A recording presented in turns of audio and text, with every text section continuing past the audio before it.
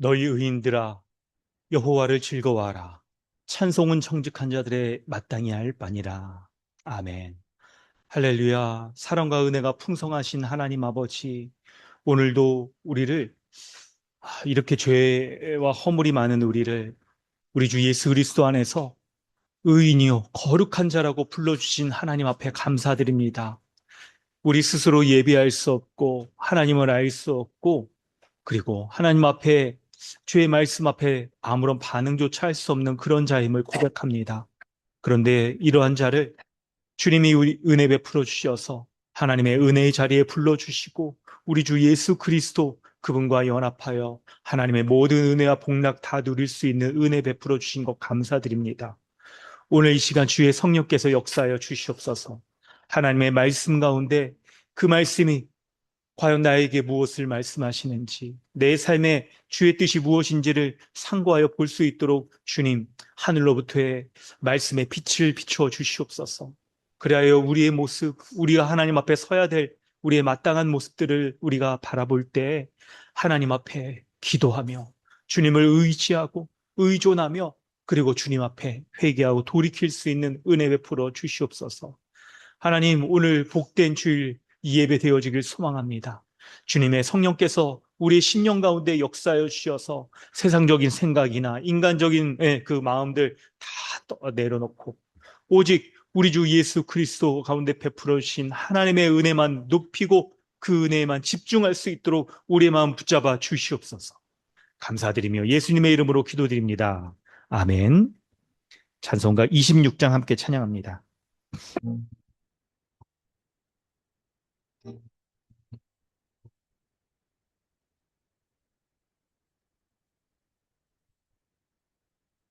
새 주를 아는 이들 찬송하고 찬송하세. 마음과 뜻과 힘다여 경배드리세. 주를 알지 못한 이들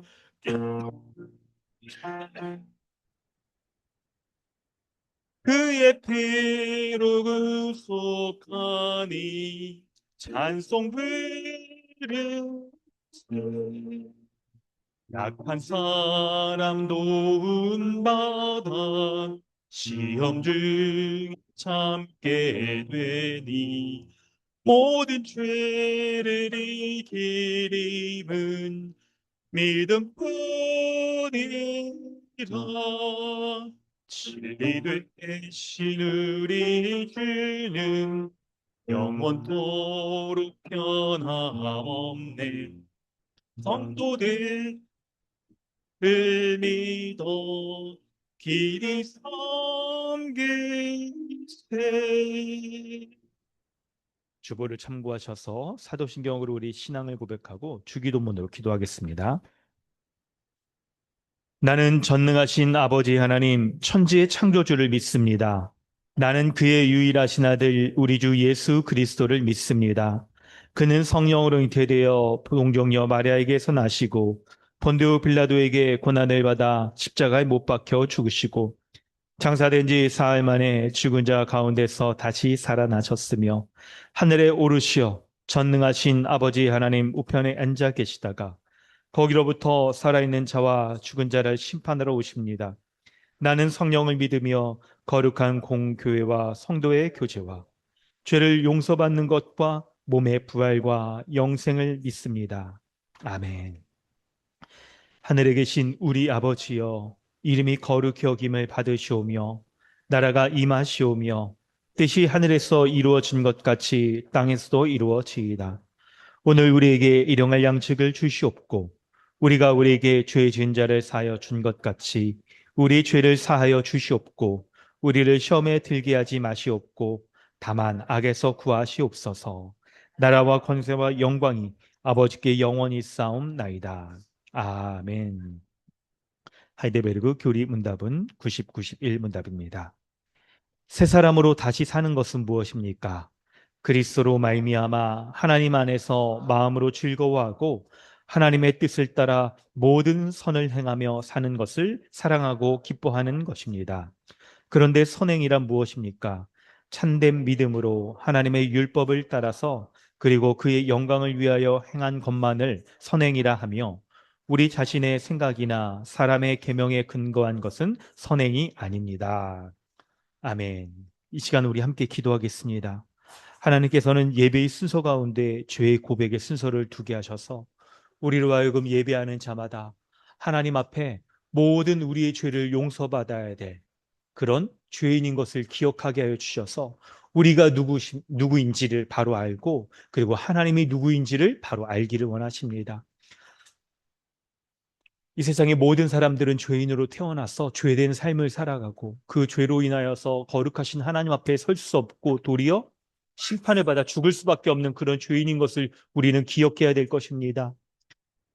그런데 우리 주 예수 그리스도를 믿을 때 이런 죄인이 하나님 앞에 온전히 살아갈 수 없고 자신의 인생의 삶의 의미와 또 삶의 내용도 채워갈 수가 없는 그런 죄된 죄인인 것을 우리가 알고 우리가 우리의 모든 이 죄의 문제가 우리 주 예수 그리스도께서 우리의 죄를 위하여 십자가에 죽으신 것을 믿는 그 믿음 때문에 믿음으로 인하여서 우리를 의롭고 거룩하게 하여 주신 그 하나님의 은혜에 믿을 때 이 죄의 삶으로부터 벗어날 수 있다라고 말씀하십니다. 그리스도를 믿을 때 그리스도가 십자가에서 나를 대속하여 죽으셨다는 것을 믿을 때 우리는 드디어 새 사람으로 살아갈 수가 있는 것입니다. 그래서 우리의 마음의 중심으로부터 하나님을 기뻐하고 하나님의 뜻에 순종하며 그리고 하나님이 주시는 모든 은혜의 말씀을 쫓아 살아갈 수 있는 복이 우리에게 주어지는 것입니다. 한 주간 우리의 삶을 돌아보길 원합니다. 과연 우리의 삶 속에 새 사람에 합당한 그러한 선한 삶의 열매와 그리고 믿음이 있었는지를 우리 돌아보길 원합니다.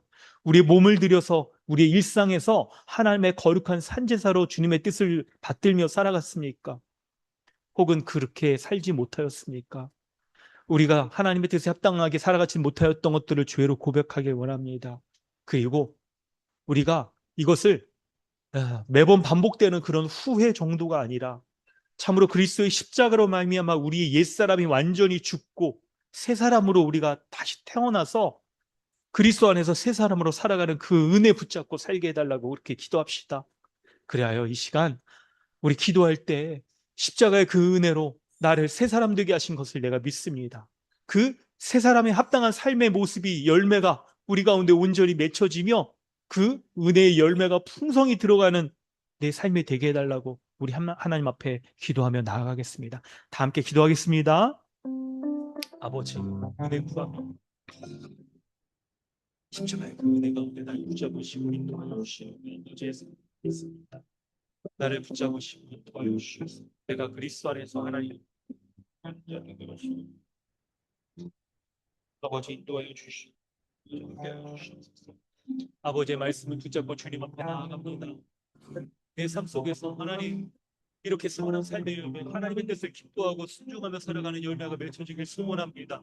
주님이 인도하여 주셔서 그 뜻을 쫓아 살아가게 하시고 은혜 가운데 살 수 있는 자 될 수 있도록 인도하여 주시옵소서. 아버지 은혜를 구합니다. 아버지 은혜를 구합니다. 주님이 인도하여 주시고 주님이 베풀어 주시옵소서. 주의 그 은혜 가운데는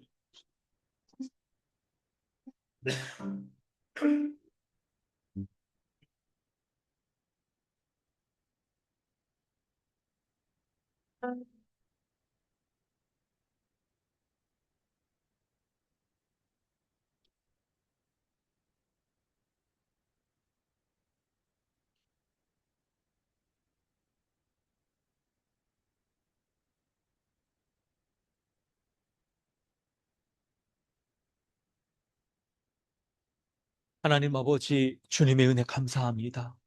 우리를 그리스도 안에서 그리스도와 함께 나의 옛사람이 십자가에 죽게 하시고 그리스도와 함께 부활하여서 부활의 생명력 가운데 내가 살아가는 자인 것을 알게 하시니 감사합니다. 주여, 도무지 세상적인 지식과 지혜로는 깨달을 수 없는 이 복음의 신비가 하나님 나에게 베풀어졌음을 내가 믿습니다.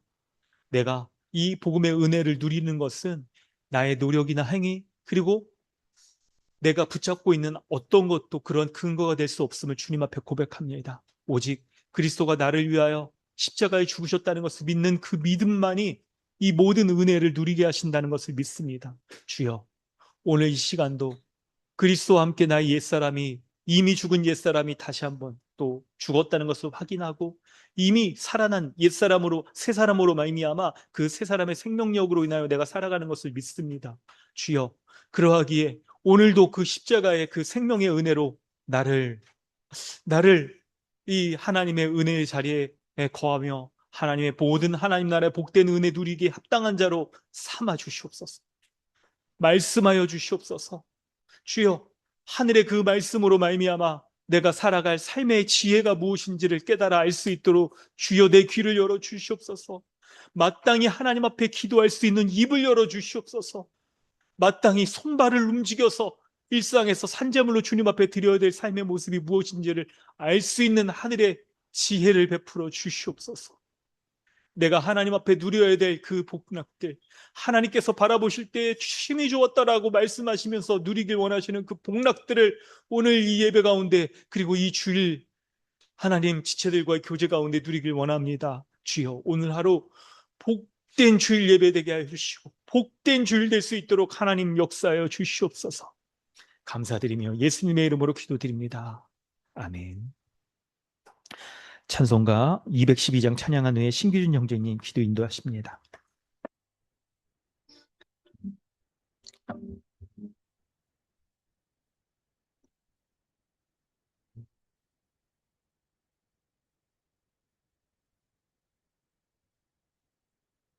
겸손히 주를 섬길 때 괴로운 일이 많으니 그 주여 내게 힘 주사 잘 감당하게 하소서. 인자말을 가지고 사람을 가만히 기려 갈 길을 잃은 무리를 잘 인도하게 하소서.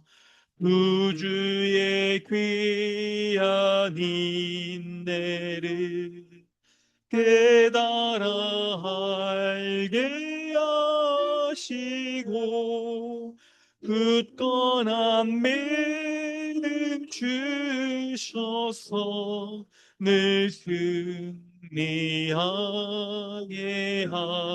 하소서. 장래의 영광 비추사 소망이 되게 하시며 그 주와 함께 살면서 참 평강 얻게 하소서.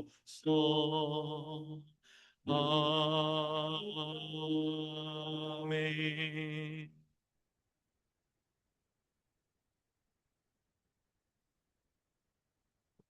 우리를 죄와 사망에서 건지시고 예배 자리로 불러주신 거룩하신 하나님 아버지, 감사와 찬송과 영광을 올려드립니다. 우리의 행위나 공로가 아니라 오직 예수 그리스도의 십자가와 하나님의 은혜로 의롭다 하시고 그리스도와 연합된 새로운 존재로 살게 하심에 감사드립니다. 하나님의 크신 자비를 입었음에도 우리의 몸과 삶은 주님께 온전히 드리지 못했음을 고백합니다. 교회에서는 거룩한 모습을 보이면서도 가정과 직장에서 일상의 자리에서는 세상의 가치관에 따랐고 사람의 시선과 평가를 하나님보다 더 두려워했습니다. 끊임없이 다른 사람과 비교하며 나의 만족과 유익을 구하고 세상이 만든 틀에 스스로 끼워 맞춰 주려 했던 우리의 죄를 용서하여 주시옵소서. 주님, 우리의 몸을 하나님께서 기뻐하시는 거룩한 산 제물로 드리게 하여 주시옵소서. 사람을 만나고 말하고 행동하는 모든 순간이 곧 주님께 드리는 예배임을 잊지 않게 하시고 우리의 가정과 직장과 학교와 삶의 모든 자리가 하나님께 예배드리는 성전이 되게 하여 주시옵소서. 사람 보기에 그렇듯한 삶이 아니라 하나님께서 기쁘게 받으시는 삶을 살아가게 하여 주시옵소서. 주님, 우리의 자신의 결심과 의지만으로는 세상의 틀에 벗어날 수 없음을 고백합니다. 날마다 예수 그리스도의 삶과 십자가와 부활의 영광을 바라보게 하시고 성령께서 우리의 마음을 새롭게 하셔서 기쁨으로 세상의 가치관을 거부하며 경건한 삶을 살게 하여 주시옵소서. 세상이 주는 두려움에 굴복하지 않게 하시고 다니엘과 새 친구처럼 믿음으로 세상의 흐름을 거슬러 살아가는 거룩한 용기와 담대함을 더하여 주시옵소서. 다음 주에 시작되는 EDL 스쿨을 위해 기도드립니다. 이 특별한 시간을 통해 우리의 자녀들이 어릴 때부터 과학도 하나님의 창조 세계의 일부임을 알고 모든 만물의 하나님의 섭리 안에 있음을 알게 하시고 세상 속에서 과학을 배울 때 과학 이론과 자연주의 해석을 분별하며 하나님의 창조 세계를 바라보게 하여 주시옵소서. 강남 주님의 교회를 위해 기도합니다. 우리 교회가 복음 위에 굳게 서서 예배와 일상이 하나 되는 공동체가 되게 하여 주셨고, 말씀을 전하시는 이지상 목사님께 성령의 지혜와 능력과 담대함을 더하시고, 선포되는 말씀을 통해 모든 성도의 마음이 새로워지고 삶이 변하게 하여 주시옵소서. 우리의 자녀들을 말씀으로 바르게 양육하게 하시고, 아직 복음을 알지 못한 가족과 이웃에게 말과 삶으로 예수 그리스도를 담대하게 전하게 하여 주시옵소서. BLF를 위해 기도드립니다. 성경적인 목회자와 성경적 교회를 세우려고 수고하는 그들의 수고를 기억하시고 그로 인해 많은 사람들이 성경적 교회를 꿈꾸게 하여 주시옵소서. 이미 우리에게 주신 복음의 은혜가 얼마나 풍성한지 깨닫고 그 은혜를 감사함으로 참된 평안을 누리게 하여 주시길 원하며 우리 주 예수 그리스도 이름으로 기도드립니다. 아멘.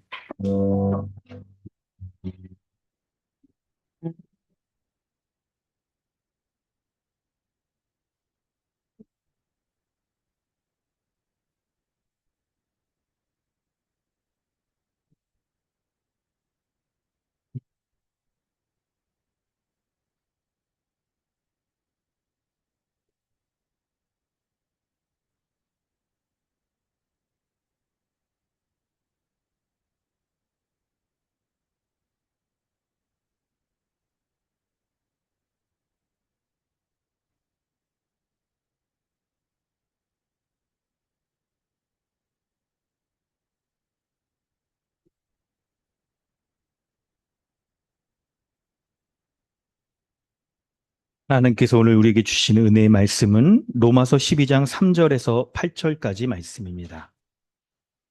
로마서 12장 3절로 8절입니다.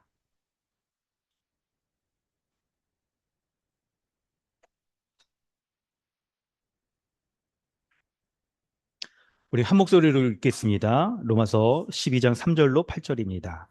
내게 주신 은혜로 말미암아 너희 각 사람에게 말하노니 마땅히 생각할 그 이상의 생각을 품지 말고 오직 하나님께서 각 사람에게 나누어 주신 믿음의 분량대로 지혜롭게 생각하라. 우리가 한 몸에 많은 지체를 가졌으나 모든 지체가 같은 기능을 가진 것이 아니니 이와 같이 우리 많은 사람이 그리스도 안에서 한 몸이 되어 서로 지체가 되었느니라. 우리에게 주시는 은혜대로 받은 은사가 각각 다르니 혹 예언이면 믿음의 분수대로, 혹 섬기는 일이면 섬기는 일로, 혹 가르치는 자면 가르치는 일로, 혹 위로하는 자면 위로하는 일로, 구제하는 자는 성실함으로, 다스리는 자는 부지런함으로, 긍휼을 베푸는 자는 즐거움으로 할 것이니라. 아멘. 할렐루야. 오늘도 예배 가운데 나오신 모든 분들 환영합니다. 우리 서로 인사하겠습니다. 앞뒤 좌우에 계신 분들 반갑습니다. 안녕하세요. 한 주 동안 평안하셨습니까? 네, 반갑습니다. 우리 사랑하는 성도 여러분, 한 주 동안 여러분의 일상에서 어떤 삶을 살아가셨습니까? 우리가 살아가는 일상, 학교는 지금 학생들은 방학이죠. 학원이나 또 직장에서, 가정에서, 우리 만나는 신자들을 만나기도 하고, 또 그렇지 않은 분들을 만나기도 하면서 우리는 살아갑니다. 그럴 때 사람들과 대화를 나누면서 하는 이 얘기들 가운데 우리는 영향을 받기도 하고, 또 우리도 영향을 주려고 막 그렇게 하나님의 은혜를 전하려고 우리는 애쓰기도 합니다. 우리의 삶의 모습을 이렇게 보면 우리 10대, 20대, 30대, 40대, 50대가 우리 있습니다. 물론 이제 더 10대가 아닌 사람들이 있죠. 우리 일상에서의 삶의 모습은 한마디로 오늘 본문과 연결해서 말할 때 한마디로 얘기한다고 한다면 바로 우리의 분량을 높이기 위해서, 분량을 쌓기 위해서 살아가는 삶이라고 말을 할 수가 있을 거예요. 10대, 20대에서는요, 우리의 삶의 분량을 높이기 위한 그 준비, 스펙을 쌓는 것으로 이제 준비를 많이 하기도 하고, 직장을 가진 분들은 더 좋은 직장, 더 좋은 연봉을 받는 그런 곳을 가려고 그런 곳에 들어가기 위해서 우리가 굉장히 애를 쓰는 그런 시기라고 말할 수 있습니다. 또 그 이후에는요, 우리의 집을 마련하고 또 좋은 우리가 가질 만한 것들을 우리가 마련하고 자녀들도 또 이렇게 키우고 하는 그런 모습들을 좀 세상적인 그런 기준으로 또 이렇게 우리 얘기를 한다고 한다면 좋은 분량을, 삶의 분량을 쌓기 위한 모습들이라고 우리가 말을 할 수가 있을 거예요. 이 세상이 우리에게 요구하는 이 삶의 모습 있잖아요. 바로 그것은 너의 삶의 분량을 증명해내라, 드러내라, 좀 나타내봐라, 라는 것일 겁니다. 아주 단적인 예를 든다면 학생들은 시험 성적으로, 성적표로 우리의 이제 분량을 드러내야 될 것이고요. 뭐 20대, 30대 분들이라고 한다면 우리의 이력서로, 자기소개서로 우리의 삶의 분량을 드러내야 될 것이고, 그리고 이미 직장에 다니는 분들도 우리의 뭐 연봉이나 아니면 직급으로 아니면 우리가 뭐 외적으로 또 갖는 것들로 우리의 분량을 드러내봐라, 증명해봐라, 너의 능력과 너의 가치를 좀 드러내봐라 라고 말하는 게 이 삶의 또 세상적인 삶의 모습이라고 우리가 말할 수가 있을 거예요. 그런데 이제 문제는 뭐냐? 오늘 본문은 여러분 우리 교회 생활에 대해서 이제 오늘과 다음 주 본문이 이렇게 말을 하고 있어요. 문제가 뭐냐면 이렇게 우리가 우리의 삶의 분량들을 드러내고 증명해내고 하려는 모습들은 다른 사람들과의 관계 가운데 다른 사람과 나를 비교하는 모습들을 자연스럽게 갖게 돼요. 내가 나를 드러내려면 누군가보다 내가 더 돋보이고 뛰어나고 높은 곳에 있어야 내가 드러나게 되잖아요. 이런 생각을 가지고 근데 우리가 교회 생활을 하게 된다고 한다면 바로 이러한 비교 문화가 교회 안에도 들어와서 세상에서 능력과 가치를 많이 인정받는 분은 교회 와서도 자신의 지식과 경험을 얘기하면서 그대로 해야 된다라는 교만함에 빠지기가 쉽습니다. 반대로 세상적인 기준으로 좀 어려움이 있으신 분들은 교회에서도 아이 뭐 이게 되겠어 뭐냐 딴 사람들이 알아서 하겠지라는 생각들을 가지고 자신을 좀 이렇게 숨어 버리려고 하는 그런 모습도 볼 수가 있을 거예요. 근데 오늘 본문에서 사도 바울이 여러분 이 세상에 예, 자신을 능력을 증명해내고 다른 사람과의 비교를 통해서 자신의 우월한 가치를 드러내려고 하는 이런 삶의 모습과는 다른 교회가 무엇인지 어떤 모습이어야 되는지를 우리에게 얘기를 해주고 있어요. 이미 우리 교회 성도님들은 복음의 기초나 교회론을 통해서 오늘 본문 많이 대하셨을 겁니다. 그래서 여러분 오늘 본문의 이 설명을 전면적으로 다 하려고 하지 않아요. 하지만 여러분 우리가 정말 중요하게 여겨야 되는 지점들을 혹시 우리가 놓치고 있지는 않은지를 다시 생각해 봐야 돼요. 본문에서 우리는 이 교회가 이렇게 서로 지체가 된다든지 서로의 은사를 잘 사용해야 된다든지 하는 기본적인 이해들은 있으실 거예요. 근데 여러분, 오늘 본문이 시작할 때 매우 중요한 얘기를 사도 바울이 꺼내고 시작을 하는데 이게 마치 교회 생활에 있어서의 좀 딱 교회 생활을 들어갈 때의 장벽일 수도 있고 우리가 좀 뛰어넘어야 될 지점일 수도 있는 게 바로 3절이에요. 3절.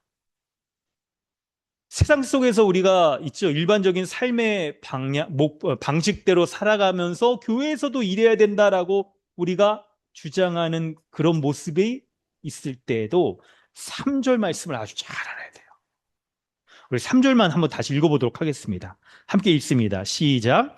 내게 주신 은혜로 말미암아 너희 각 사람에게 말하노니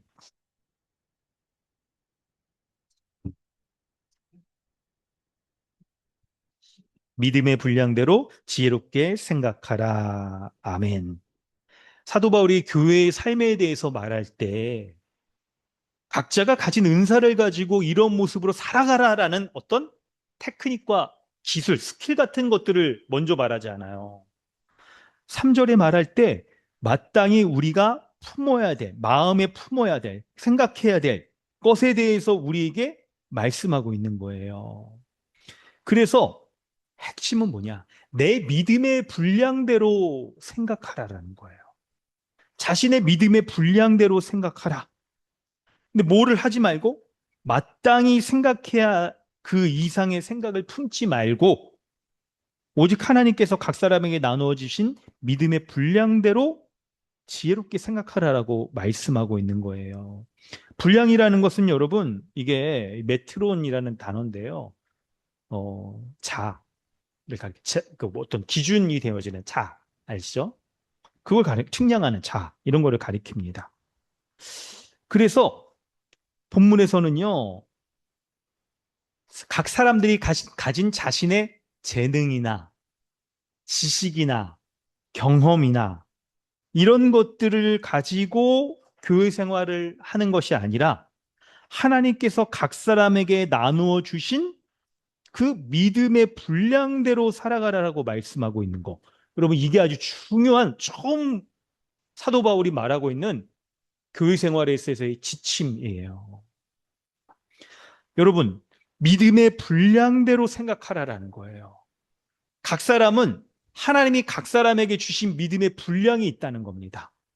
그 하나님이 주신 믿음의 분량대로 자신이 누구인지 어떤 사람인지를 먼저 지혜롭게 생각하고 그리고 어떻게 살아야 될지를 알아야 된다는 거예요. 여러분 이 말씀을 우리가 잘 알아야 됩니다. 하나님께서 우리에게 각 사람에게 요 믿음의 분량을 주시는데 각 사람에게 나눠 주신 거라고 생각하니까 이 우리가 갖고 있는 믿음의 분량은요 하나님이 나눠 주신 은혜의 성격이라는 거예요. 하나님이 값없이 모든 사람에게 나누어 주신 은혜. 그러니까 하나님이 각 사람에게 적절한 대로 그 사람에게 맞게 주신 믿음의 분량이라는 거예요. 이 믿음의 분량이라는 것이.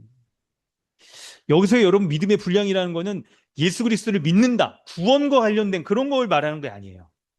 그런 것은 1장부터 11장에서 설명이 되어 있는 거죠. 여기서는 이 믿음의 분량이라는 것은 하나님이 각자에게 주신 그 믿음으로 말미암아 어떻게 우리가 살아가야 될지 그것들을 아는 이제 그런 기준들을 가리키는 거예요. 믿음의 분량이라는 것은 다소 설명이 여러분 조금 이게 추상적일 수가 있습니다. 그래서 요거를 좀 비교해서 한번 말씀을 한번 드려볼게요. 이거 뭐냐면요. 세상의 분량은요. 세상이 우리가 우리의 노력으로 혹은 우리의 어떤 행동들로 뭔가를 갖추어서 더 많이 갖는 것으로 자신의 분량을 드러내도록 요구하며 살아가요, 사람들이. 그래서 공부나 일이나 모든 것에서도 우리의 노력이나 이런 것들을 통해서 우리의 분량을 드러내며 살아가는 게 이 세상적인 삶의 모습이라고 말할 수가 있어요. 그런데 여러분, 교회는 뭡니까? 하나님이 우리에게 각 사람에게 맞는 믿음의 분량을 선물로 주신다는 거예요. 그래서 자신의 이 영적인 믿음의 분량, 이런 것을 제대로 알아야 내가 누구인지, 어떻게 사람들하고 살아갈 수 있는지를 알 수가 있다라고 말하는 거예요. 그래서 하나님이 자신에게 주신 믿음의 분량을 그게 어떤 건지를 제대로 모르면 만약에 자기 자신을 과대 포장한다고 한다면 그 사람은요, 자신의 능력 밖에 일들을 자꾸 하려고 하면서 이제 번아웃에 빠지게 될 수도 있고요. 혹은 자신을 너무 수준을 낮추는 거예요. 그래서 아니 나는 아무것도 할 수 없어. 교회에서도 아니 다른 사람들이 얼마나 잘하는 사람들이 많어. 나는 아무것도 안 해도 아유 안 하는 게 더 좋을지도 몰라라고 한다면 자신의 가치뿐만 아니라 나를 통해서 도움을 받아야 되는 다른 사람들의 도움도 제대로 끼칠 수가 없는 그런 상태에 있을 수가 있는 거예요. 그래서 사도 바울은요, 교회 생활에 말할 때 내가 누군지를 알아야 된다. 하나님이 나에게 주신 믿음의 분량이 무엇인지 그걸 알아야 된다라고 말하는 거예요. 그거를. 여러분, 흔히 요즘 사람들이 이렇게 많이 하는 얘기들이 있습니다. 바로 뭐냐면, 우리의 요즘 사람들이 굉장히 이렇게 많이 지치기도 하고, 상처를 받기도 하고, 또 이렇게 이렇게 막 과도하게 세상이 경쟁하고 그러다 보니까, 아니, 믿지 않는 사람들조차도 이런 무한 경쟁에서 지쳐서 왠지 그냥 한 걸음 좀 탁 물러나서 자기 자신이 누구인지를 좀 성찰하고자 그래서 사람들이 막 캠핑이나 자연 속으로 막 들어가기도 하고 막 그러잖아요. 그래서 우리가 건강함을 찾고 싶다. 건강한 자아를 갖고 싶다. 건강한 삶을 살고 싶다. 막 이런 얘기를 많이 합니다. 여러분, 그런 흐름들은 일부, 그쵸. 맞는 말이기도 하고. 근데 안타깝게 하나님이 없는 자연에 나가서 찾는 건, 여러분, 이거 우상을 자연으로 섬길 수가 있는 거기 때문에 제대로 찾을 수가 없는 거잖아요. 그럴 때 오늘 본문도 생각을 해보면 이게 뭐냐. 우리의 영적인 건강함, 참된 자아, 건강한 자아를 찾는 건요, 자기가 누구인지 객관화가 잘 돼야 되는 거잖아요. 객관화가. 내가 어떤 사람인지, 어떤 수준인지, 어떤 믿음의 분량을 가졌는지 객관화가 되어야 되는데, 근데 안타깝게 사람은 자기 자신을 객관하기가 어려워요. 어려워. 자기 자신을 굉장히 이제 포장을 많이 하거나 낮추거나 막 이렇게 되잖아요. 그래서 여러분 어떻게 합니까? 나를 제일 잘하는 사람은 나라기보다 나와 같이 하고 있는 부부가, 배우자가 한 몸이기 때문에 많이 잘 알고, 그리고 교회 지체들이 잘 아는 거죠. 한 몸에 이 언약 관계에 있는 사람들이 잘 아는 거예요. 여러분, 그래서 우리의 영적인 건강함들은 자기 객관화가 잘 돼야 되는데, 정말 참된 자기 객관화, 바로 하나님이 우리에게 분량대로 주신 믿음의 있죠? 그 분량. 그 분량을 제대로 알 때, 내가 하나님 앞에 이런 모습이구나. 내가 나의 모습, 알아야 되는 모습들이 바로 이거구나 하는 것을 우리가 알 수 있는 거예요. 여러분, 10대, 20대에 살아가는 우리 이제 뭐 청소년, 청년들은요, 굉장히 뭔가를 노력하는 대로 많이 쌓을 수 있는 시기여서 미래가 이렇게 창창하고 내가 하면 하는 대로 다 낼 수 있는 것 같아. 노력을 안 해서 문제이지. 라고 생각하기도 하고요. 이제 사회생활 이렇게 딱 시작하면서 30대 정도 되는 분들은 이제 30대, 40대 이제 분들은 떨어질 곳이 없어요. 그냥 열심히 하는 대로 사회생활 하는 대로 우리는 이제 올라가잖아요. 연봉도 올라가고 직급도 올라가고 그렇기 때문에 사회에서 인정받을 만한 그런 타이틀 그런 것들을 가장 많이 갖출 수 있는 내가 어디 기업 뭘 시험을 합격하기도 하고 여기 뭐 타이틀과 훈장들이 가득 가득 이렇게 달 수 있는 그런 시기인 것이죠. 그래서 여러분 모르긴 몰라도 여러분 직장이나 일터에서 보면은 직장에서의 나의 직급도 여기 있고 뭐 이렇게 뭐 이렇게 또뭐 부장 혹은 뭐 이렇게 뭐 전문가 어떤 영역에 있어서의 뭐 이렇게 탁그 타이틀도 있고 그런데요. 그런 것들이 우리로 하여금 하나님 앞에 나의 믿음의 분량이 무엇인지를 제대로 알지 못하게 하는 방해물들이 될 수가 있어요. 여러분 기억하세요. 여러분 좀 주목하십시오. 오늘 저는 여러분에게 우리 자신의 모습을 잘 알지 못하게 하는 방해물 그리고 설교 후반에 우상에 대해서 몇 말씀을 드리려고 해요. 그걸 잘 알아야 우리 자신이 누구인지를 제대로 알 수가 있어요. 제대로. 여러분, 세상에서 우리가 뭔가 많이 가지고 있고 전문가로서 인정도 받고 잘하는 영역이 많은 사람일수록 있죠.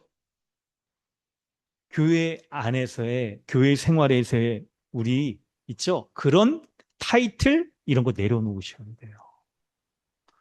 하나님께서 나에게 주신 믿음의 분량 이거를 겸손하게 인정하고 그걸 받아들이고 그리고 그 믿음의 분량대로 살아가는 것. 여러분 이게 참된 이 신자의 삶의 모습인 거예요. 그래서 교회 생활을 할 때는요, 이런 생각을 하셔야 돼요. 나의 세상적인 지식으로는 막 이게 괜찮은 거 맞는 것 같은데 내가 나의 생각을 겸손하게 꺾겠습니다. 이걸 인정하는 거예요. 지체들과의 관계 속에서도 내 상식으로 내 생각으로는 이게 상식인 것 같은데 다른 사람의 생각도 내가 존중하면서 그걸 인정하겠습니다. 어쩌면 당신의 그 생각이 당신의 말이 더 지혜로울 수도 있을 것 같아요. 라고 하는 것, 이게 우리의 믿음의 분량대로 살아가는 삶의 모습이에요. 여러분, 예를 하나 좀 드리도록 하겠습니다. 예를 뭐를 찾을까 이렇게 탁 이렇게 하다가 뭐 세상적인 그런 예도 있겠지만 성경의 예를 들어서 여러분 한번 말씀 한번 들어볼게요.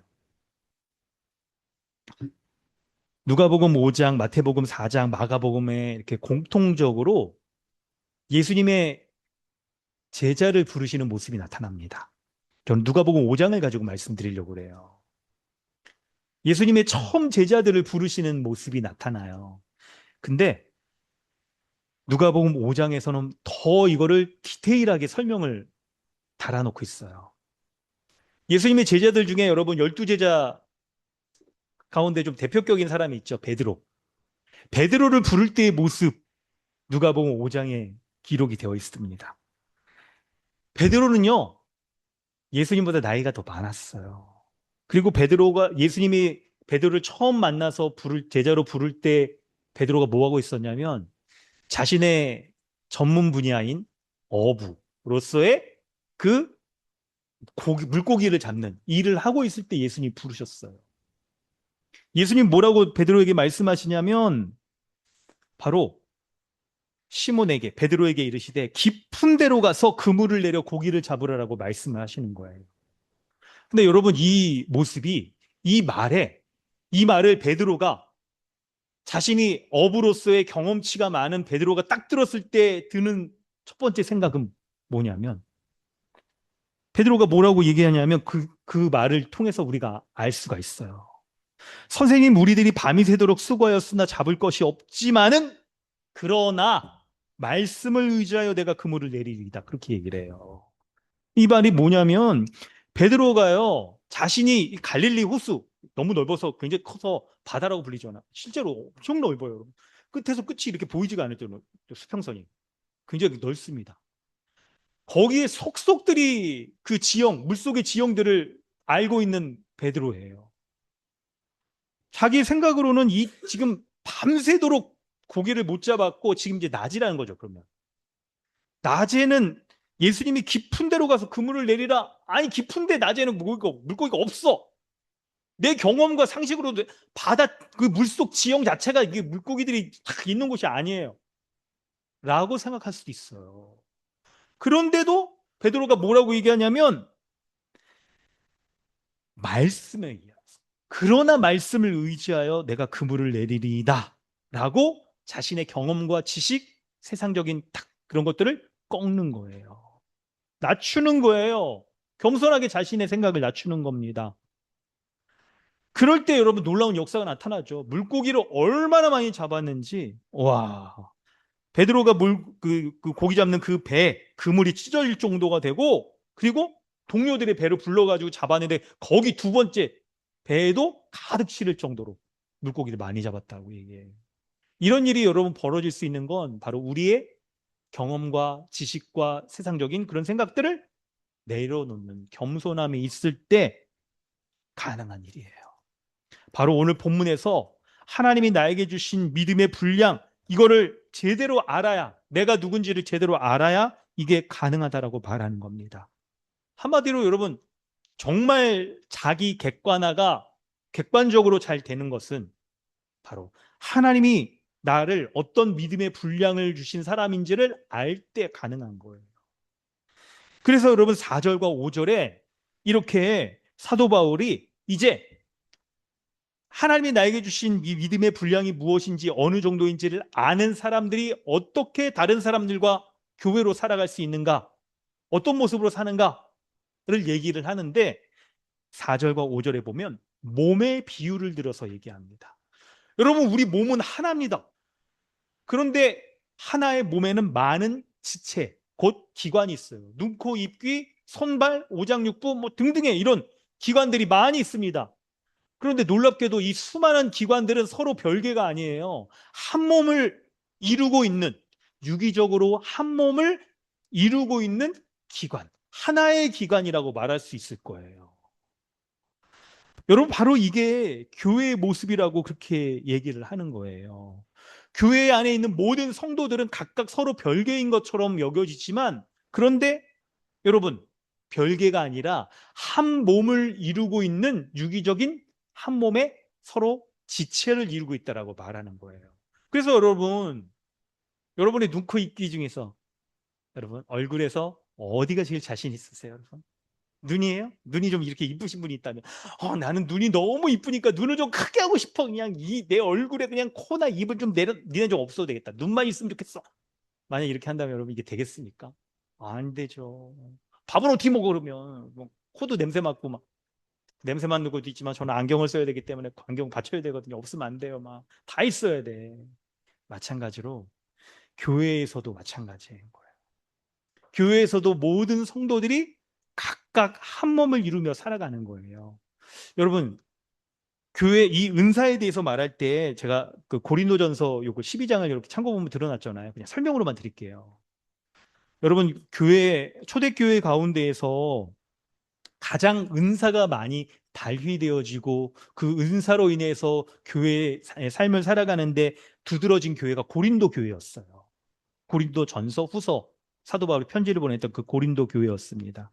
그런데 그 고린도 교회 가운데에 어떤 일이 벌어지냐면 사람들이 다 자신의 은사를 가지고 있어요. 그런데 방언이나 예언처럼 사람들 눈에 띄고 주목받고 사람들 앞에 그 은사를 사용할 때 사람들 앞에 서는 은사를 가진 사람들만 두드러지고 주목받고 사람들이 거기 몰려 따라. 그러다 보니까 어떤 일이 벌어지냐면 상대적으로 덜 눈에 안 띄는 은사를 가진 사람들은 배제되고, 그리고 교회가 눈에 띄는 은사를 가진 사람들의 편이 생기면서 파가 생기면서 나누어지게 되는 그 어려움들조차 생기게 된 거예요. 여러분, 마찬가지. 여기서 우리가 지혜를 얻어야 돼요. 여러분, 만약에 여러분 감기를 걸렸다고 생각하세요. 제가 살짝 그러고 있는데 몸이 아프면 어떻게 해야 돼요? 다리의 지체가 걸어서 병원을 가야 돼. 약을 진찰을 받고 탁 한 다음에 처방전 받아가지고 손이 이제 탁 처방전을 가지고 눈이 보는 대로 약국으로 가서 처방전을 받고 어떻게 해야 돼요? 손이 이제 그 약 받은 거를 이제 입에 넣어주고 먹고 그래야 몸이 건강해지잖아요. 쓸모없는 지체가 없는 거예요.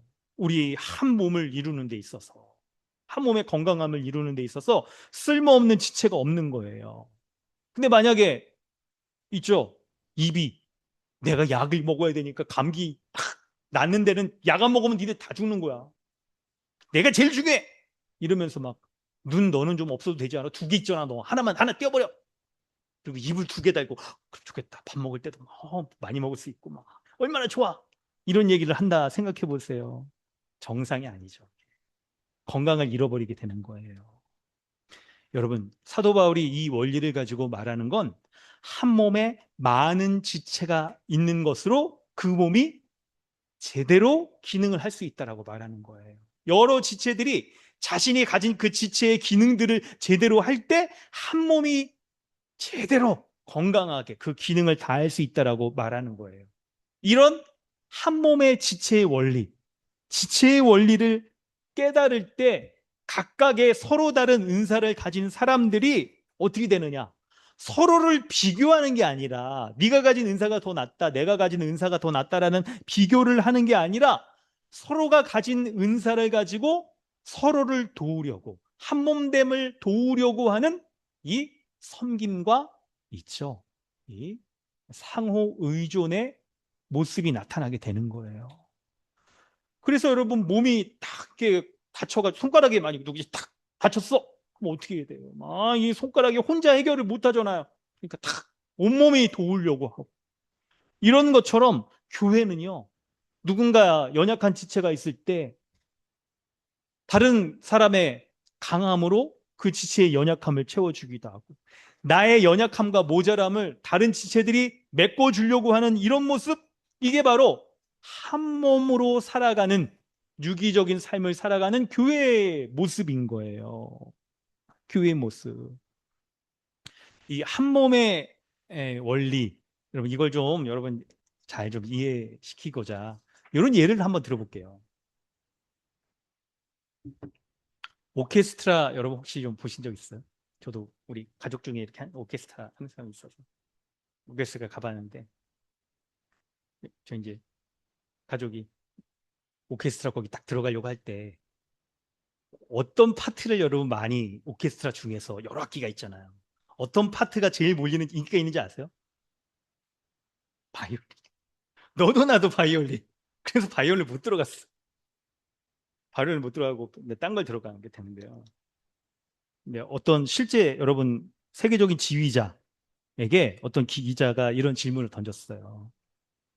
레오폴드 스코프니스키, 아마 저희 동유럽권인가 봐, 이름이 스키 하는 거 보니까요.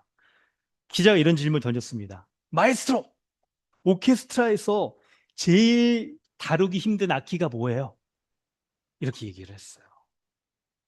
그랬더니 이 마에스트로가요, 잠깐 생각을 하면서 가장 연주하기 어려운 악기가 제2 바이올린이라고 그렇게 대답을 했어요.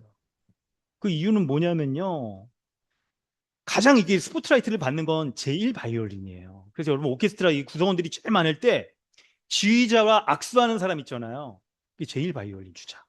그리고 연주하기 전에, 지휘자가 나오기 전에 튜닝을 하잖아요. 연주하기 전에 누구의 음에 맞춰서 하냐면 제1 바이올린 사람이 음을 하나를 쫙 이렇게 돼. 소리인가 라인가 하여튼 그래요. 라. 아, 맞아요. 라예요. 그 음악을 딱 내면 그 제1 바이올린 주자에 맞춰서 다른 악기들이 다 튜닝을 하는 거예요. 이제 악기들이 섬세하니까 수시로 변하잖아요. 거기에 튜닝을 하는 거예요. 그래서 가장 주목받고 눈에 띄는 건 제1 바이올린인데, 그래서 연주할 때 제1 바이올린이 사실 연주를 제일 많이 해. 하지만 마에스트로가 왜 제2 바이올린이라고 얘기하냐면, 제2 바이올린이 연주를 멈추는 순간 오케스트라가 독주가 아니잖아요. 합주잖아요. 그 합주의 풍성함을 잃어버리는 거예요. 소리의 풍성함을 잃어버리는 거예요. 바이올린이 여러분 아무리 이게 딱 주목받고 한다 하더라도 여러 사람이 모여서 하는 거예요. 혼자만 이렇게 막 깽깽거리고 있으면 안 되는 거잖아요, 이게. 그 음을 돋보이게 하고 풍성하게 만드는 게 바로 제2 바이올린 같은 그런 악기인 거죠. 여러분, 우리 교회가 바로 이 오케스트라와 같다고 말씀드렸겠어요. 여러분, 우리 있죠? 20대, 아니, 이제 30대, 40대, 50대, 이제 어른 세대들 생각해 본다고 한다면, 여러분, 우리 만나서 얘기할 때, 다른 사람들과 얘기할 때, 얼마나 우리 얘기하는 게 고민거리를 많이 얘기할 때, 자녀 교육에 대해서 얘기하고, 또 요즘 뭐 부동산이나 주식이나 또 우리 어디 직장이나 이런 거 얘기 많이 합니까? 연봉도 얘기를 많이 하고 그럴 수가 있습니다. 그런데 그런 얘기를 할 때 우리가 그 대화의 끝에 딱 뒤돌아서 보니까 내 마음에 남는 게 뭔가? 어떤 게 남습니까? 그 대화의 끝에 부러움이 남아요. 아, 나도 저 사람처럼 되고 싶다.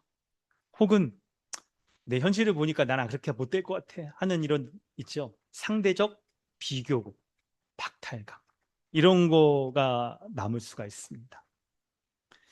그럴 때 여러분, 정말 교회의 하나됨을, 우리게 하나된 교회로서 우리가 가져야 될 마땅한 생각이 무엇인지를 여러분 아셔야 돼요. 세상은요, 사람들의 다른 사람보다 내가 더 많이 두드러지게 가진 분량을 드러내고 그걸 의도적으로 나타내고 하는 것들을 서로 그것들 쫓아가기에 바쁜 그런 사회라고 말할 수가 있을 거예요. 그런데 교회는 대안사회 아닙니까? 그런 세상의 대안사회잖아요. 어떤 점이 달라야겠죠? 그게 뭐겠습니까? 만약에 우리 그리스도의 몸을 이루고 있는 한 지체가 아주 그냥 좋은 일을 딱 당한 거예요. 승진하기도 하고, 쫙 이렇게 딱, 혹은 뭐예요? 정직원이 되기도 하고, 혹은 자녀가, 이번에 뭐 아주 이렇게 시험도 잘 봤어. 이럴 수도 있어요. 아니면 이게, 어디 뭐 좋은 집 얻어서 이번에 잘 됐다. 그럴 수도 있을 겁니다. 그럴 때 여러분, 정말 마음으로부터 내일인 것처럼 그렇게 축하해주고 감사할 수 있을까요, 우리? 여러분 어떠세요? 혹은 우리 안에 지금 힘든 지체가 있는 거예요. 3, 40대, 요즘 애를 늦게 낳아서 40대도 막 육아 때문에 얼마나 힘들어요. 직장에서 확 힘들게 하고 막 땀 흘리고 집에 들어왔더니 집에서는 이제 2차전이 벌어져요. 이제 애 그냥 키우고 막 이러는데 얼마나 힘들어. 그래서 완전히 에너자이저가 아니라 방전돼가지고 손 하나 까딱하기 힘든 막 그런 모습, 그런 부모 지체인들도 모습이 보일 수도 있죠. 더 나이가 먹으면 이제 여러분, 이 3, 40대는 그래도 열심히 일하면 뭔가 이게 성취가 주어지고 보상이 주어지고 그러잖아요. 이제 근데 50대가 되면 이제 어떻게 됩니까? 명퇴 이런 것들이 남 얘기가 아니에요. 그래서 곳곳에서 막 이게 누구 어디 이제 그만두고 어디 갔다 치킨집 차렸는데 치킨 뭐 이렇게 막잘 되면 다행이고 막 그런데 이런 어려움들을 막 얘기하게 됩니다. 근데 우리의 한 지체가 이런 직장에서의 어려움 때문에 고민하고 힘들어하고 그런 모습이 여러분에게 지금 보이시나요? 어떠세요? 그런 지체의 모습이 지금 이렇게 보이세요? 좋은 일을 당한 그런 지체를 향하여서 우리가 정말 한 몸이라고 한다면 내일로 여기면서 기뻐해 줄 수 있는, 어려움을 당한 지체도 그 지체의 어려움이 내 어려움이라고 여겨주면서 아니 너 왜 그렇게 못밖에 못해라고 우리가 혼내거나 비난하거나 그러지 않고요, 판단하지 않고 그 지체의 어려움을 우리가 있는 그대로 다 이렇게 받아주고 위로해 줄 수 있냐는 거예요. 이런 모습이 바로 세상과는 좀 다른 대한 사회로서의 교회의 모습이라고 말할 수 있지 않겠습니까? 그럼 어떠세요? 그래서 우리는 어떻게 해야 되냐면 바로 오늘 본문에 있죠. 6절 이하에 우리에게 주신 은혜대로 받은 은사, 하나님이 믿음의 분량대로 주신 은사를 가지고 지체를 향하여서 잘 사용하는 게 필요한 거예요. 6절부터 8절에 7가지의 은사가 나옵니다. 예언, 섬김, 가르침, 위로, 구제, 다스림, 긍휼이 나옵니다. 이 구체적인 모습은 약간 생략할게요. 우리 교회론 할 때 또 다루기도 하니까요. 근데 잘 보면, 근데 여러분 특징적인 게 있어요. 공통적인 거. 그거를 좀 주목해서 말씀드리려고 그래요. 사도 바울이 이 은사에 대해 말할 때 무슨 사역을 하는 것보다 어떤 자세로 해야 된다는 것들을 주목해서 말하고 있어요. 그 일례로 예언하는 사람이면 믿음의 분수대로 예언을 하라 라는 거를 얘기를 하고, 이런 식으로 7가지의 은사를 지금 얘기하고 있는 거예요. 구제하는 사람은 어떻게 하라? 성실함과 순수함으로 하라. 교회를 다스리는 사람, 교회를 가르치고 또 다스리는 목사 장로가 대표적이죠. 하는 사람들은 게으르지 않고 부지런함으로, 고통받는 자를 돌보는 긍휼을 베풀 때는 마지못해서 막 이렇게 하지 말고 어떻게 해요? 즐거운 마음으로 긍휼을 베풀라. 봉사하는 사람들을, 여러 사람들을 얘기할 때 있죠. 이 여러 봉사자들의 모습들을 얘기할 때 그 태도에 대해서 얘기하고 있는 거예요. 그럴 때 여러분, 요 구체적으로 한 가지씩 얘기하지 않기 때문에 공통적으로 말할 때 이 말씀을 가지고 말씀을 드릴게요.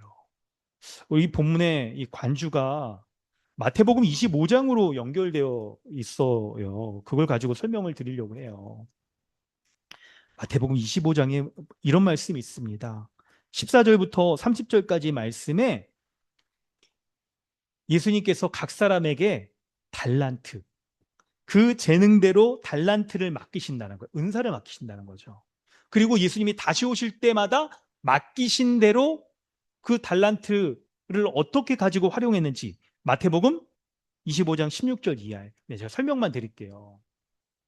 사람들을, 어떤 사람은 5달란트를 맡겼어요. 굉장히 많은 걸 맡긴 거죠. 어떤 사람들은 2달란트, 어떤 사람은 1달란트를 하나님이 주셨어요. 예수님이 주셔서 맡기신 거예요.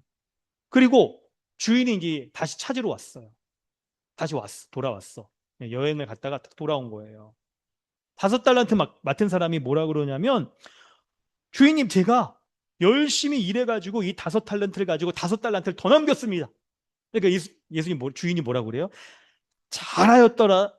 착하고 충성된 조가, 내가 적은 일에 충성하였으니 이 많은 것을 내게 맡긴다. 주인의 즐거움에 참여하라고 말합니다. 2달란트 받은 사람도 뭐라고 그래요?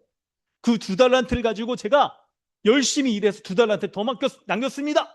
예수님이 동일하게 5달란트 맡긴 사람하고 비교했을 때 문자 하나 다르지 않게 똑같이 칭찬하시는 거예요. 여러분, 이 점이 중요해요. 우리는 우리의 기준은 왜 제가 5달란트고 난 2달란트에 이런 데 관심이 있죠. 근데 예수님의 반응을 보면 5달란트 맡은 사람이 5달란트 남긴 거랑 2달란트 받은 사람이 2달란트 남긴 거랑 그 예수님의 반응이 똑같아요. 그래서 예수님이 이렇게 말씀하시죠. 잘하였도다 착하고 충성된 조가, 내가 적은 일에 충성하였으니 내가 많은 일을 맡기리니 내 주인에 참여할지로다. 똑같이 5달란트 받은 사람들에게 반응을 하시. 여러분, 이 점이 중요해요. 1달란트 맡은 사람은 뭐라고 그랬냐면, 이 사람은 주인이여, 당신은 마음이 굳은 사람이라서 심지 않은 데서 거두고 해치지 않은 데서 모으는 줄 알았다. 노력 안 해도 은혜를 주시는 분 아닙니까? 그러니까 제가 이 1달란트 받은 거 가지고 일을 하든지 안 하든지, 주인 돈 많잖아요. 그래서 제가 일을 안 했어요. 그냥 잃어버릴까 봐 잘 묻어뒀습니다. 이렇게 말하니까 주인이 뭐라고 말합니까? 악하고 게으른 종아, 나는 심지 않은 데서 거두고 해치지 않은 데서 모으는 줄 네가 알았느냐? 라고 말하면서 책망을 하죠. 책망을 합니다. 여러분, 다시 본문으로 돌아옵니다. 이 말씀이 왜 드렸습니까? 바로 우리에게 주신 은사. 우리는 내가 5달란트 은사 받았는지 2달란트 받았는지 그거에 관심이 많아요. 그런데 오늘 본문에서 3절 시작할 때 있잖아요. 주님 말씀하시잖아요. 사도 바울이 우리에게 말하잖아요. 하나님이 각 사람에게 주신 믿음의 분량대로 지혜롭게 생각하라. 내가 많이 가지고 적게 가진 것들을 생각할 게 아니라 하나님이 나를 보실 때 가장 합당하게 주신 것, 그걸 출발점으로 사는 거예요. 이게 신앙인의 출발이에요. 그리고 그 주신 은사를 가지고 내가 이제 어떻게 사용할지, 주님의 마음을 기쁘게 할지를 너희가 지혜롭게 생각하라. 이 생각하라는 거 생각만 하고 끝나는 게 아니라 지혜롭게 생각해서 실제로 은사를 가지고 사용하는 거예요. 땀을 흘리고 애쓰라는 거죠. 여러분, 본문의 설명은 이렇게 마칩니다. 우리에게 좀 적용해 볼 때, 여러분, 우리 2026년을 살아가는 지금 이 시대의 성도들을 가리켜서 일컫는 그런 별칭들이 있습니다. 여러분, 아시는 게 뭐가 있을까요? 가나안 성도, 그런 건 잘 아시죠? 가나안, 거꾸로 하면 안 나가. 교회 안 나가는 성도들. 코로나 거치면서 교회 이렇게 딱 못 오고 하다 보니까, 안 모이고 하다 보니까 유튜브로만 집에서 방송으로 예배만 드려도 그거 괜찮은 거 아니에요? 그것도 뭐 믿음만 있으면 되는 거 아닙니까? 이런 소리를 하는 안 나가 가나안 성도. 제가 말씀드린 건 그 다음에 나온 모습인데요. 바로 OTT 성도. 시청자가 되어서, 관람꾼이 되어서 신앙생활을 하는 그런 성도들이 이제 교회를 나오긴 나오는데, 네, 근데 안 나가 성도는 이건 좀 약간 범주가 좀 이건 너무 나갔어. 약간 밖에 있는 것 같아요, 그건 좀. 근데 교회는 오지만 교회 와서도 OTT 성도처럼 우리가 넷플릭스나 뭐 이런 거 애플 TV나 이런 거 볼 때처럼 내가 적극적으로 뭔가의 현장에 뛰어들어서 참여하는 성도가 아니라 뒤에서 잘있죠?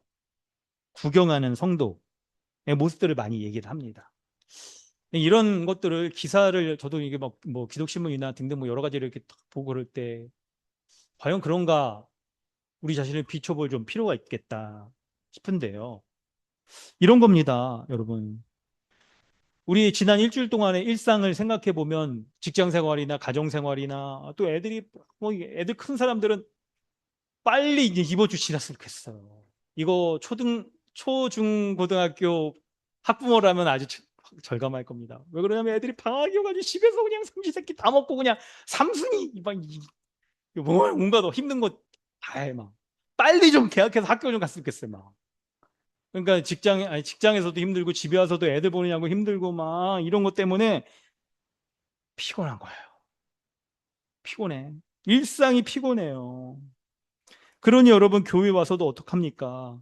교회 와서도 저 일주일 동안도 힘드니까요. 교회 와가지고 저한테 뭐 좀 시키지 마세요. 어려운 거 좀 시키지 마세요. 막 힘든 거 그런 거 하지 마세요. 여러분 이런 모습인 거죠. 여러분 저도 왠지 일주일 애들 셋이 지금 방학이고 그러니까 막 빨리 끝났습니다. 이번 주부터 드디어 이제 한 명 계약하고요. 다음 주 되면 다 계약해. 빨리. 어 이해는 돼요. 예, 이해는 돼. 하지만 여러분 이걸 생각해 볼 때 그래서 진짜 막 힘들어 진짜 막 에너지에 몸이 이게 한계가 있잖아요. 이제 막 이제 50 넘어가고 또 막 뭐 아프고 그러니까 막 진짜 힘들고 막 그러거든요. 근데 이 말씀을 생각해 볼 때 그래도 돌아봐야 되잖아요. 이 말씀으로 나 자신을. 마땅한 믿음의 분량이 뭔지 주신 분량이 뭔지를 생각해 보라라고 하니까 저도 이게 말씀을 설교 준비하면서도 생각을 해본 거예요. 그렇다고 내가 그러면 여러분 우리 다 힘들고 그러니까 그냥 뭐 어때요? 이번 주는 그냥 다 우리 집에서 온라인으로 예배드립시다. 이렇게 하면 여러분 좋아하실 거예요? 이렇게 한다면 여러분 어떨까요? 뭐 우리 믿음이 없는 사람들도 아니고 집에서 좀 편하게 예배드립시다. 이렇게 하는 거 있잖아요. 이렇게 할까? 이렇게 생각해 보다가 그래도 우리가 구경꾼이 아니라 신앙생활이 구경꾼이 아니라고 한다면 좀 다른 모습이 있어야 되지 않는가 생각을 해볼 때 오늘 맞춘 말씀을 비춰보니까 있죠. 한 몸, 한 몸을 건강함을 이루기 위해서 많은 지체들이 서로가 서로를 도와야 된다는 게 이 한 몸 지체론. 오늘 본문의 4절, 5절의 아주 중요한 핵심이었잖아요. 각 지체들이 제 기능을 하여서 한 몸을 이루고 그리고 다른 지체에 도움을 주는 것. 이게 교회 생활이라고 말하고 있으니까. 만약에 우리가 난 지금 너무 힘들고 피곤하니까 그냥 교회 와서 그냥 가만히 있을래요. 아무것도 시키지 마세요. 라고 한다면 몸의 한 부분이 지금 멈추는 거예요. 그, 있죠? 파업하는 그 지체가 우리 입이라고 생각해 보세요. 나 입 힘들어. 막 그냥 계속 씹고 먹고 막 해야 되느냐고 막 턱근육 땡기고 아프고 죽겠어요. 나 이제 안 먹어. 그렇게 한다고 한다면 여러분 그 지체는 그 몸은 굶어 죽을 수밖에 없는 거예요. 그러므로 여러분 우리가 가진 은사를 잘 사용하는 게 필요해요. 하지만 여러분 이해는 합니다. 그래서 여러분 지금 거창한 여러분 지금 여러분 육아휴직도 하시잖아요. 몇 달씩. 교회 휴직 좀 하시면 어때요? 교회 휴직. 간혹 청년들이 좀 그런 청년들이 있어요. 1년 동안 뭐 해외 딱 선교 이런 거 하는 셈 치고 내가 6개월 동안 교회에 딱 섬기겠다. 나를 무급 사역자로 취급을 해달라. 막 하면서 막 그런 청년들이 있는 것처럼 여러분, 우리의 삶에 있어서 지금의 모습에서 조금 더 여러분 애써서 섬기고 여러분 은사를 발휘할 수 있을 만한 거 그거 찾으세요. 그것부터 찾으세요. 그것부터. 컴퓨터나 이 미디어 좀 잘하시는 분이 있다면 더 교회 이런 것들도 해주시기도 하고 홈페이지나 이런 것들 해주시고 SNS 좀 보시는 분들이 있으세요? 그렇다고 한다면 SNS의 교회 이런 거 있잖아요. 요즘 AI가 여러분 이런 거 너무 잘해주더라고요. 그냥 설교 원고나 이런 것들 다 이렇게 아니면 음성으로 딱 넣어놓기만 하면 알아서 카드 뉴스나 이런 거 만들어주고 막 그러잖아요. 그런 거 가지고 퍼뜨려주세요. 퍼뜨려주세요. 은사를 사용하는 거죠. 그게. 그리고 여러분 정말 국률의 마음이 있는 분들은 다른 사람들 지체들을 잘 돌아봐요. 우리 교회 지체들 가운데 좀 도움이 필요한 사람 이런 사람이 있다면 따뜻한 겉면과 뭐 커피 기프티콘 뭐 이런 거라도 이렇게 보내고 그러면서 힘냅시다. 우리 기도하겠습니다. 이렇게 긍휼의 권면을 하는 이런 일들이 있잖아요. 바로 이게 우리에게 주신 은사를 사용하는 모습인 거예요. 사용하는 모습. 지체들 가운데 어려움 있는 사람들을 구제할 때 이번 주에 종호 형제랑 갔었는데 그거 광고를 한다는 걸 까먹었네. 이따 좀 말씀드릴게요. 구제할 때에도 이게 생색내는 걸로 하는 게 아니라 아주 기쁜 마음으로, 자원하는 마음으로 다 이렇게 구제하고요. 우리 지역 모임 리더나 또 DBS 리더 그런 분들도 우리 더 성경 연구합시다. 열심히 좀 해오세요. 우리 한 주간 더 애써 봅시다. 하는 것들로 우리의 은사를 사용하는 거예요. 우리 은사를. 그럴 때 한 몸이 건강해지고 한 몸에 연결되어 있는 모든 지체들이 그 지체의 수고와 섬김을 통해서 온전하게 될 수 있다는 거 여러분 기억하시길 바랍니다. 말씀을 마무리 이렇게 하면서 여러분 잘 기억하시라고 이 예를 좀 드려보겠습니다. 예가 아니라 설명을 포인트를 좀 바꿔볼게요. 아까 처음에 제가 여러분 말씀드렸듯이 여러분 우리의 삶은 우상을 섬기느냐 하나님을 섬기느냐의 두 가지의 갈림길 가운데 살아가는 삶이라고 말할 수가 있어요.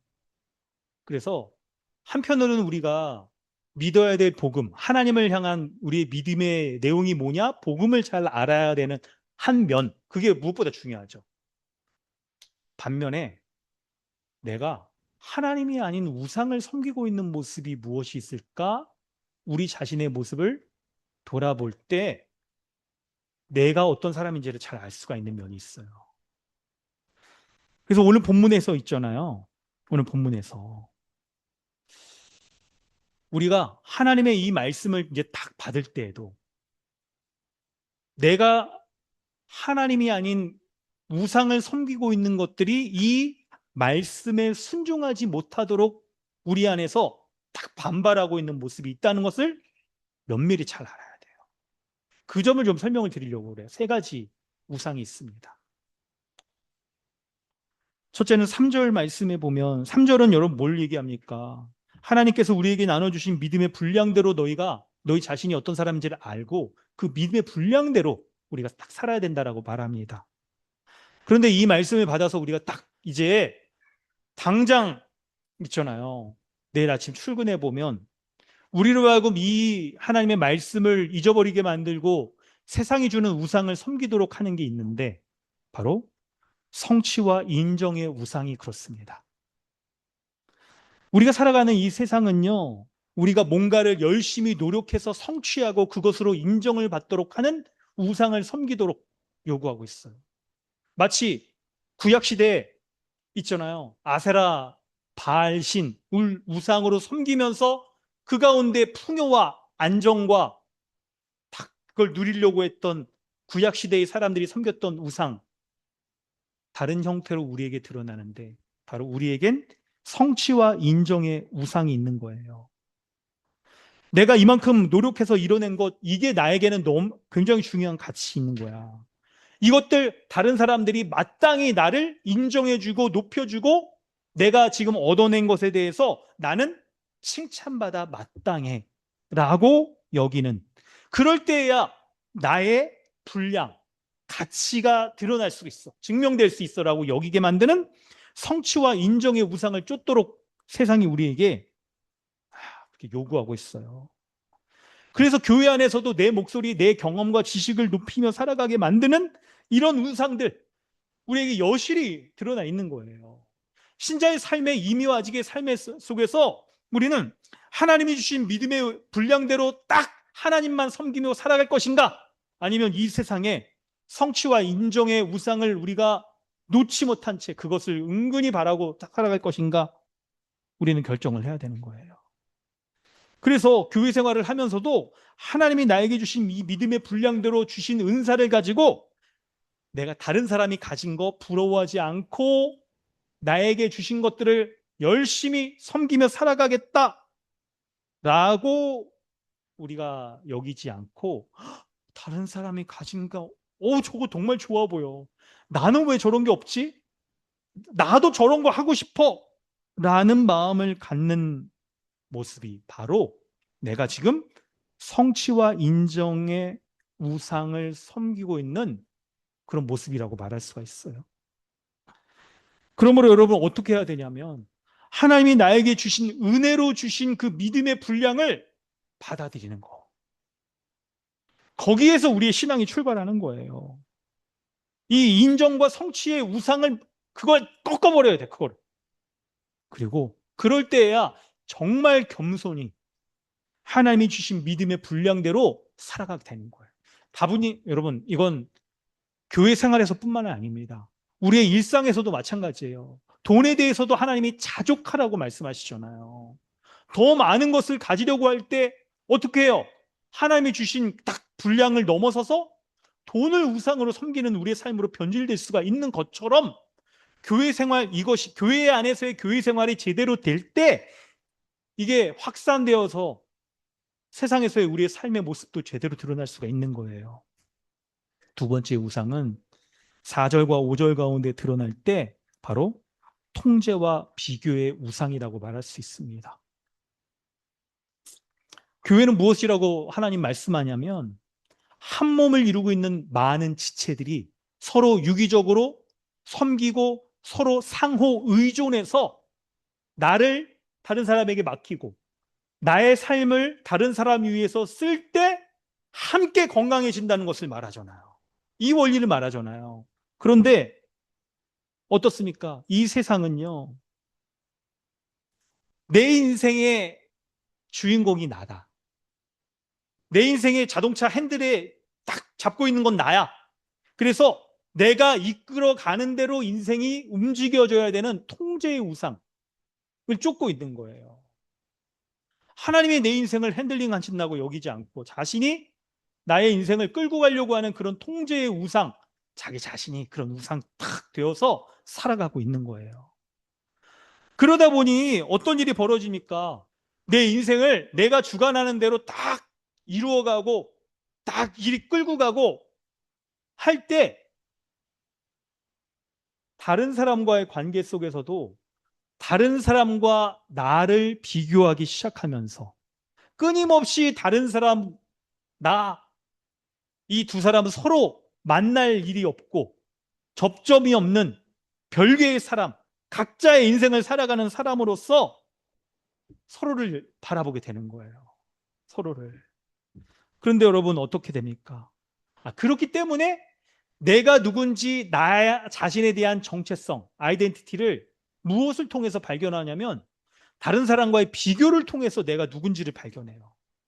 하나님이 나를 어떤 믿음의 분량을 가진 사람인지 말씀하신 것 가운데 자신의 정체성을 찾으려 하지 않고 하나님을 잃어버린, 절대 진리이자 기준이 되는 하나님을 잃어버린 사람들은요, 바로 다른 사람과의 비교를 통해 나를 찾으려고 하는 거예요. 그러니 교회에서도 한몸 지체론이라는 이 말씀을 제대로 받을 수가 없는 거죠. 그런데 하나님은 우리에게 뭐라고 말씀하십니까?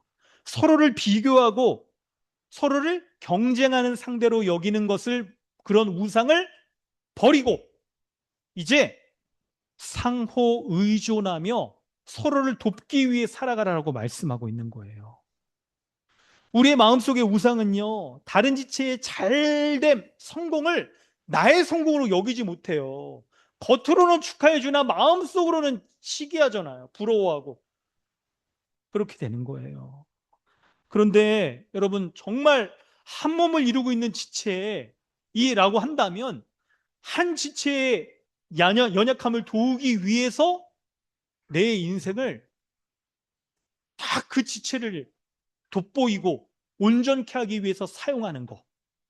이게 한 몸의 원리라는 거예요. 이 한 몸 된 삶이라는 거예요. 이게 통제와 비교의 우상을 버리고 바로 한 몸으로서 하나님을 딱 믿고 지체를 대할 때 가능한 삶의 모습인 거예요. 이 삶의 모습이 여러분 우리에게 있어야 됩니다. 그럴 때에야 다른 지체가, 교회 한 몸 된 지체가 좋은 직장을 얻었다든지 연봉이 올랐다든지 승진했다든지 뭐 집이 또 뭐 차가 어땠다든지 하는 거를 들을 때에도 우리가 진심으로 기뻐해 줄 수 있는 거예요. 진심으로. 근데 우리가 이런 얘기를 들을 때 축하는 해주지만 은근히 부러워하고 혹은 시기하고 하는 그런 모습들은요, 바로 그 사람과 나를 온전히 한 몸으로 내게 여기지 못하고 비교의 대상으로 여기고 있기 때문에 그런 거예요. 그래서 여러분, 우리는 정말 붙잡아야 되는 게 뭐냐면 우리 인생에서의 행복과 안정이 내가 비교하고 있는 그 사람보다 내가 더 나은 것으로 그걸 찾을 수 있는 게 아닙니다. 그걸 찾을 수 있는 게 아니에요. 절대로 여러분 못 찾아요. 모든 사람이 비교의 대상인데 지금 이 사람을 내가 뛰어넘어서 좀 괜찮아 안정을 누리고 있다고 생각합니까? 높은 사람이 얼마나 많은데. 그러므로 여러분, 하나님은 이런 세속적인 삶으로부터 딱 이제 끊어져서 다른 사람을 생각할 때 서로가 서로를 한 몸인 유기체로서 살아가는 지체라는 것을 알고 내 인생이, 내 삶이 서로 경쟁하며 서로의 자신의 가치를 그 사람과 비교하는 것으로 드러내려고 하는 삶을 이제 끊고 어떻게 해요? 그 사람을 돋보이게 하고 온전케 하기 위해서 내가 섬기고 그리고 그 사람을 돕는 것이 서로가 온전케 되는 방식이라고 말하는 이 하나님 나라의 원리, 이것을 교회에 넣어주신 거예요. 그렇게 우리가 믿고 살아가는 거예요. 그렇게 믿고. 6절과 8절에 보면 은사에 대해서 말씀하고 있는데 은사에 대해 생각할 때도 우리가 쉽게 빠지기 쉬운 안락함의 우상, 여러분 이걸 버려야 됩니다. 지금 여러분 뭐 21세기 2026년 한국 대한민국뿐만 아니라 전 세계적으로도 이 사람들에게 가장 강력한 영향을 미치는 게 문화라고 말할 수 있어요. 정치, 외교, 뭐 정치, 사회, 경제, 문화 중에서 가장 강력한 힘을 문화라고 꼽아요. 많은 뭐 인류학자, 사회학자 등뿐만 아니라 종교 또 마찬가지로 문화 파워가 가장 강력하다라고 여겨요. 여러 면에서. 나머지 것들은 거의 다른 것들이 영향이 없는 것들이 없지만 아니지만 한계가 있고 그리고 있죠. 이런 거예요.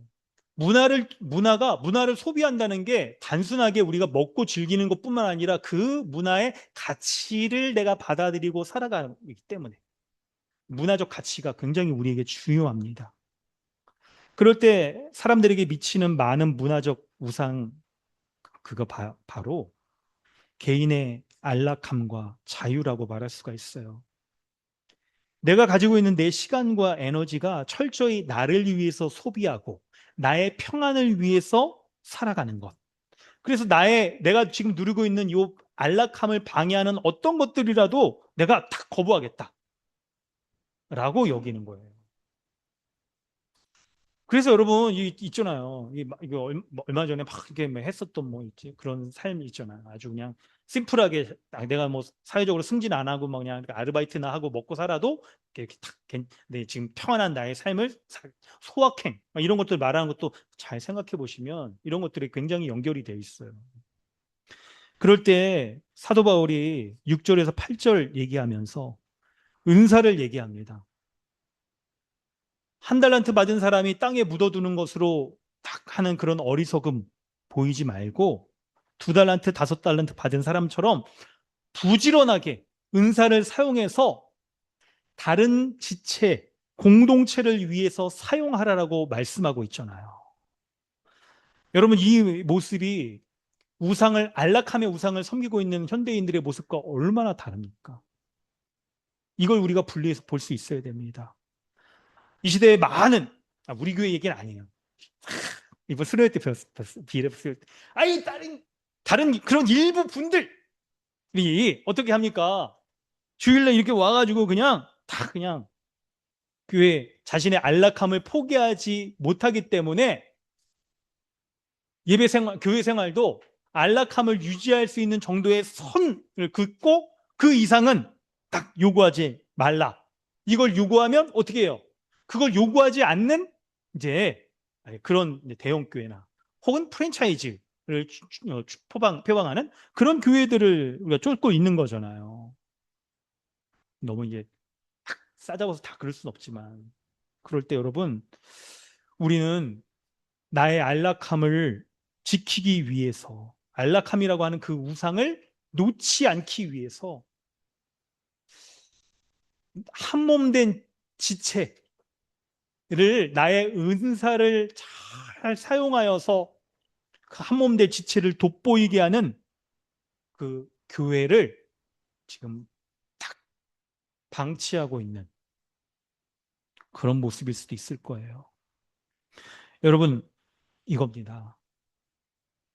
우리는 지금 성취와 인정의 우상, 통제와 비교의 우상, 안락함의 우상을 쫓으며 오늘 본문에 말씀하시는 이 말씀을 받지만 다시 일상에 나가서는 여전히 그 우상들을 놓지 못한 채 살아갈 수가 있을 거예요. 그럴 때 여러분, 일상에 내일부터 시작되는 그 일상, 그거를 딱 하나님 말씀대로 적용하며 살아가기 위해서 첫 번째 적용의 장이 바로 교회 생활이에요.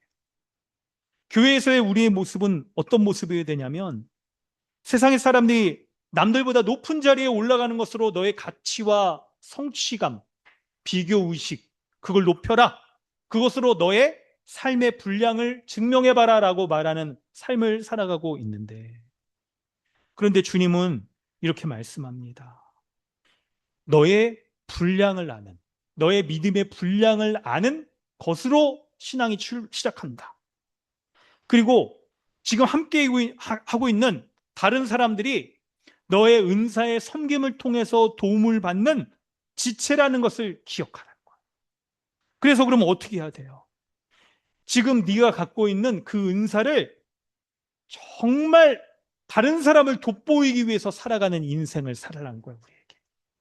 우리의 인생을 나를 돋보이기 위한 것이나 다른 사람과 비교해서 나를 높이려고 하는 것으로 그렇게 소비하지 말고 소모하지 말고 나의 인생을 다른 사람을 돋보이기 위하여서 소진하며 살아가는 그런 인생을 살아가는 게 결국 그게 하나님 보시기에는 그 사람에게 가장 적절한 것을 믿음의 분량을 주신 것이고 그렇게 하는 삶이 그렇게 우리 자신을 소비하며 내가 없어지는 듯하게 보여지는 삶이 현재의 나의 눈으로 볼 때는 불만족스럽고 지치고 이거 왜 해야 되는지 의미도 잘 모르는 것 같아도 이걸 맡겨주신 하나님의 관점으로 볼 때는 하나님의 기준에 가장 합당하게 여겨진다는 거예요.